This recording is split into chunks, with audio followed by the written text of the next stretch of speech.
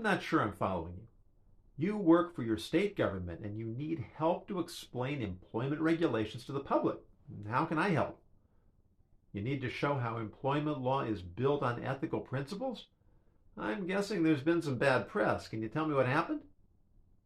Two workers are complaining about being fired. Well, it's natural that employees are bitter after they lose their jobs. Why were they fired? One didn't show up for work. Well, that's certainly cause for dismissal. Did she have an excuse? Not a good one? What was it?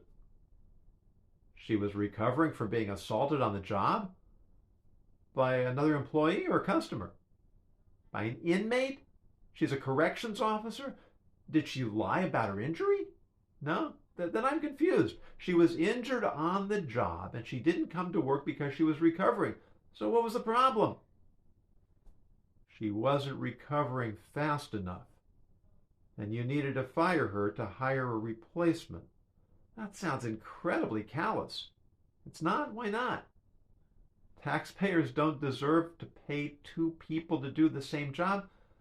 Somehow, I think the taxpayers would have given you a pass on this one. What about the other employee? He was fired for using marijuana? I didn't know that was still illegal. Was it affecting his job performance?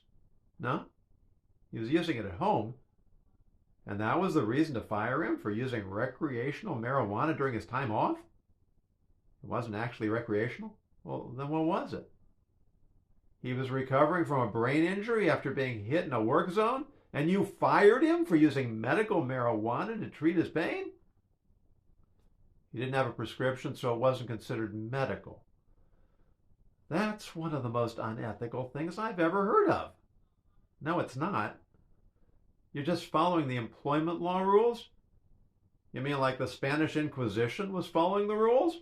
When they burned people at the stake after they were accused of heresy? With policies like that, you're going to be flooded with complaints. You're not. How do you know?